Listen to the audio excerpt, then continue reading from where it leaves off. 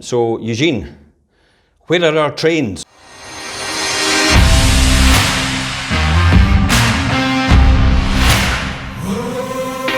Okay, so today I've got Eugene Clarke, Chairman of the Levenmouth Rail Campaign. So, Eugene, where are our trains? Well, I'm delighted to say that they're on their way, but you might get a wee bit wet because they won't be running till about 2024, although that's at the latest. It might be a wee bit before then. Wow, Yeah. that long. So what happened last year then, and what was the whole process about how it came about, and how much money have we got? Because there's 55 million, there's 60 million, there's 77 million, and it's a lot of money. Yes. But we obviously need to know, where is this money and where's the rail track? Well, very good questions. You can't build railways without money, of course. On the 9th of August last year, the Cabinet Secretary for Transport, Michael Matheson, came to Methil and announced that he was giving £70 million Yep. to reinstate the Levenmouth Rail Link. It's been closed since 1969, so it's 50 years. It was quite appropriate, perhaps. That's some amount of time. It certainly is, yeah. And the campaign to get it reopened has been going on much longer than our current campaign. Yeah. But thankfully, we've got that milestone passed. He announced that, and in addition, and this is really exciting, I think, for the area, he announced what he called a blueprint group. Mm-hmm.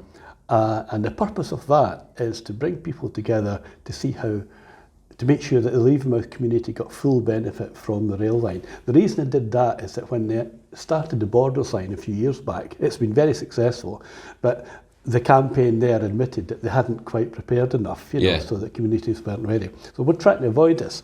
That came as a surprise, a very pleasant surprise. Yep. But of course, there's a bit of a downside. The government promised £5 million, an additional £5 million, that is.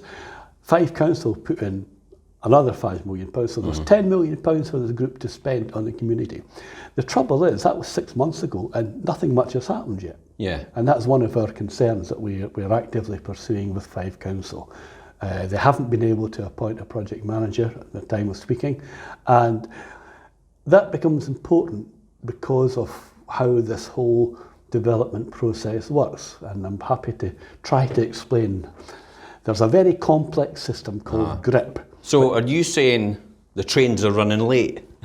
I couldn't resist that. Well, there certainly might be flooding on the line as we're trying to run today, that's for sure. No, it's in terms of the railway itself, it's on plan, it's on course. The first stage is being done. Local people can walk along the line, they can see where trees have been cleared, and engineering testing. I noticed that the other done. day, actually, that there's a lot of trees cleared, and you had posted it on social media on your campaign page. So we're delighted. I mean, it's understandable people say, right, they're going to start the railway, where is it? Mm-hmm. But understandably, these things need a lot of work. For example, the safety standards that the original line was built to were clearly much inferior to what's the case today. Yeah. So it needs to be pretty well checked out. So what's happening at the moment, it's called GRIP 3, which is the third stage of an 8-stage process, believe it or not. Okay. And that's checking out the general design of it. So that will be looking at, will it be single, double track, will it be electrified, where the stations will be, where people will access it and cross it. Where will the stations be? Nothing is decided yet. Okay. There are a number of options. The most likely option is that the Leven station will be behind a swimming pool, just beside the Bobby Brig there. Perfect. At the back of that. I think most people, including ourselves, favour that because it gives a very, very close link to the bus station, so you get a kind of an integrated transport type thing, The Cameron Bridge one will be somewhere at Cameron Bridge. As you probably know, there was a station there, which happened to be had the longest platform of any station in Scotland. There's a useless piece of information for you. It'll be there. Exactly where is still under negotiation. Talks are being held with Diageo, because if they're going to use it for freight, they'll obviously have to have a say in where it's going to be. Okay. And one of the things that we keep reminding people about is that we'll need a park and ride around there somewhere. So, of course, I never even thought about that. It's amazing, and I take it that's what GRIP's all about. Finding out that whole process getting about that how everything integrates into the system. And while we're happy that the GRIP process is going on and Yeah. seems to be on time. Our big concern is that there's supposed to be involvement of the local community, and this was meant to happen through this blueprint group.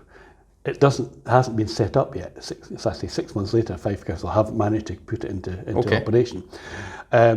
And we're so concerned that, in fact, our own campaign are holding an engagement session. We want to ask people, what do you want? Where do you want the When stations? is that engagement session? Do you That know? engagement session is tomorrow afternoon, 25th of Oh, right, okay. February. Yep.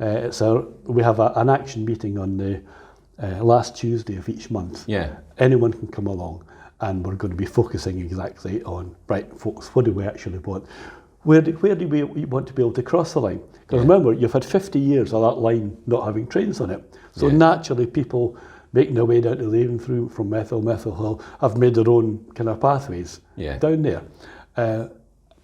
These will have to change, we imagine, but we need local people to tell us what they want. So the GRIP process is about the infrastructure and how that will go in. It's about the general design of it. The blueprint is about, you know, how we're going to do it and what we're going to do it for, and is it what's going to be here for people as well? Is that what the blueprint encompasses? I suppose it's brief, although it's never been published, but we are assuming that it is brief as to look at how our community can take best advantage of the rail link. So it will include, I'm sure, looking at what kind of retail developments we want. I mean, we're quite clear we would like as many local businesses rather than global or national ones coming in, because they're less likely to call it a day if it doesn't work out. And we think there's a huge scope for that. We'll want to look at tourist facilities as well. This area is going to be fantastic. Remember, in addition to the £80 million from the rail project, you've got £50 million from the River Leven Project, which is starting in Leven. And, you know, combined together, this area will be probably unrecognisable in 4 or 5 years' time. That's going to be fantastic opportunity. It really is. And it's really important that everyone gets behind it and says what they want. This is our chance. So there's consultations going on just now at the Caledonian Hotel with the River Leven Project as it stands anyway, and they've been appropriately advertised. So that then would fit in as part of the blueprint, I suppose. So it's the overall seeing where it is. So the GRIP process is a stage process which will take us to what year do you think that the GRIP process will finally be decided? Well, the end point will be when the railway is operational, and that will be 2024 at the latest, possibly. And that's the various stages throughout it. The blueprint will be ongoing at the same time then? Yeah, well, we think so. The difficulty, I suppose, is that no one's really done this before.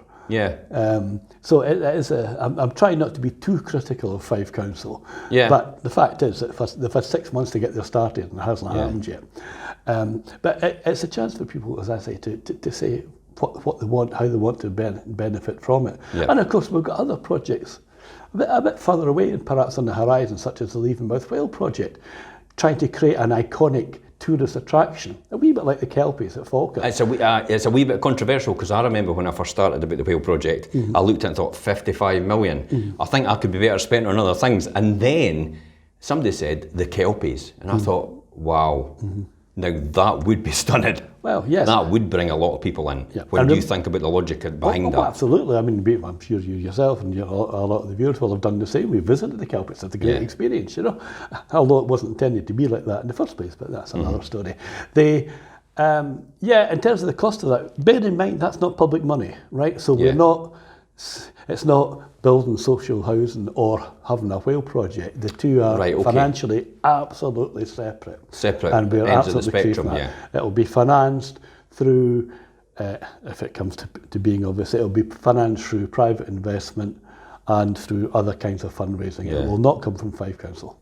We could talk about that later on, actually, and I would love to talk more in depth about the Whale Project. So we've got so far as in the GRIP stage 3, you were saying. We are just now, and we're looking at infrastructure and how that's going to happen. The blueprint's going forward as well. So come 2024, we're going to have 2 railway stations. We're going to have a rail link coming in, and then, you know, what's the bigger plan? You know, what's the bigger plan out of that? Because when I think about the logic of this, it's all very well building a train station. You've got to then say, well, why would people want to come to Leven? Exactly. Yeah, that's a very good point. And when we look at what we think will be in place in 2024, we'll have a direct rail link from Leven to Edinburgh.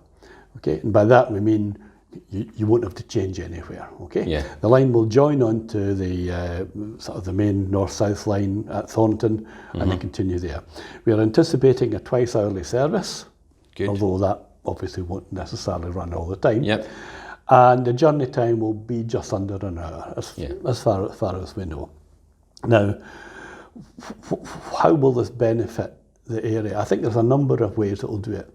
It will make it much easier for people to access employment, Yep.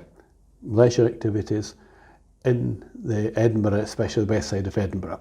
At the moment, if someone, for example, has a job like starting 8 o'clock on the west side of Edinburgh, it's absolutely very, very difficult Oh, it's horrendous. to get there. I worked at Standard Life in George Street, yeah. and I was lucky because the A92 had just been put in place Right, the region, at that time, and it was a quicker trip. But still, I mean, I had to leave. I think it was 6:30 in the morning to get in for 9 o'clock. That's right. And then I had to park out in Kirstorfen because there was no way you could park in Edinburgh. And then I had to get the bus in from there. Aye. So it was quite challenging to get to there, and I could see that benefit now of going straight on a rail link. And if you add to that the fact that our area scores pretty highly, unfortunately, on the Scottish Index of Multiple Deprivation, we have a pretty low level of access to cars. So people are dependent on public transport. Yes. So what you've just described about driving to Edinburgh, double that sort of thing. It took me 2.5 hours the other day just to get a bus to Edinburgh. That's diabolical. So it'll make that a lot easier for employment access. But from a housing point of view, I'm kind of thinking people from Edinburgh have the option possibly to live a bit further out and have more affordable accommodation. And then actually be able to get into Edinburgh. Well, absolutely. I mean, a couple of points there. I was reminded by someone who was working in the estate agency business at the time, although it wasn't called that, hadn't been invented, that in the 70s, house prices in Leven were on a par with house prices in St Andrews. Wow. Yeah. Now, 4, 5, 6 times the difference, something like that. It's the comparables. We know, night and day. we met, funnily enough, with the housing convener for Edinburgh City Council some time ago on this very topic, and she herself accepted that the difference in price means people are getting squeezed further away from Edinburgh. A rail link makes it possible to commute to Edinburgh, quite easily.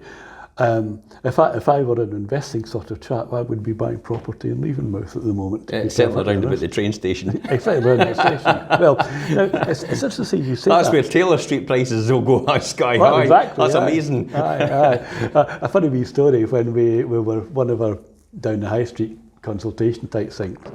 Everybody's in favour of it, apart from this one chap. He said, "Wait a minute, that means trains are going alongside the back of my house."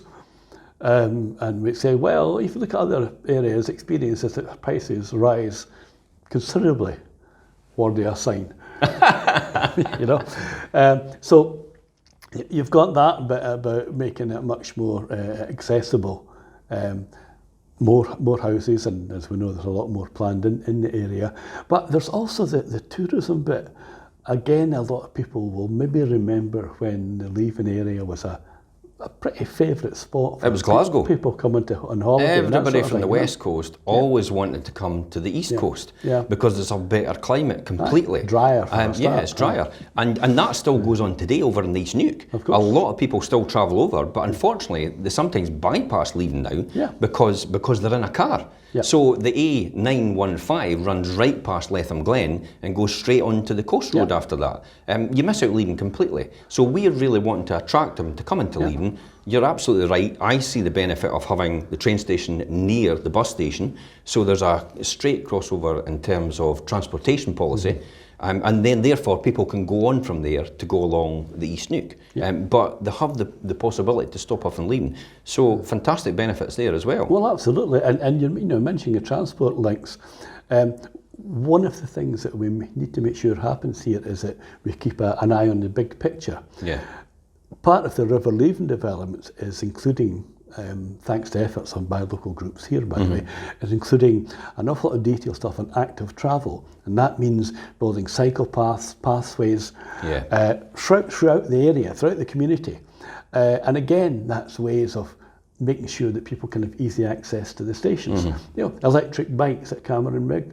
I wouldn't fancy cycling up the hill to up to Kennoway and I suppose, to Windicates. I never thought about but that. if you've got a service like that, and that's genuinely part of what we're hoping we'll achieve. It's not just the rail campaigns, but obviously. But it's absolutely key that all these fantastic developments are integrated, connected in some sort of way. And this is where you say it is vital that members of the public actually get involved. Absolutely. Because you don't know what you don't know, and you never know what they know, and they could come up with something which is future altering in terms of capability and capacity in order to change things for the better. Well, that's right. I mean, we were at a meeting some time ago with people behind the River Leven plan, and they were honest. They said, we don't know the details of the area, you know, we just know the big picture. And even at that meeting, a couple of people pointed out things that, well, you've got that, but that'll not work because this is what people do. Because of this and because of that. And so that's the overall blueprint picture. That's right. And if we can hold on to that and keep that actively involved, then I think that will be, the eventual outcome will be far better than even we had imagined at the start. Good. So to sum things up, we really are on track. Excuse the pun. Had to get that in somewhere. We really are on track to go where we're going. It's not been forgotten about. It isn't in the background. It is in the forefront. It's just that everybody really has to engage more with the Levenmouth Rail Project. And you can get that on social media. So please go to the campaign page, like the page, follow the page, so you'll get instant updates all the time when they happen, and that will keep you engaged. 2024 is the timeline when we're going to have our train in Leven, so everything's going on track. Thank you very much. Thanks very much, Eugene Clarke, Chairman of the Levenmouth Rail Campaign. Thank you.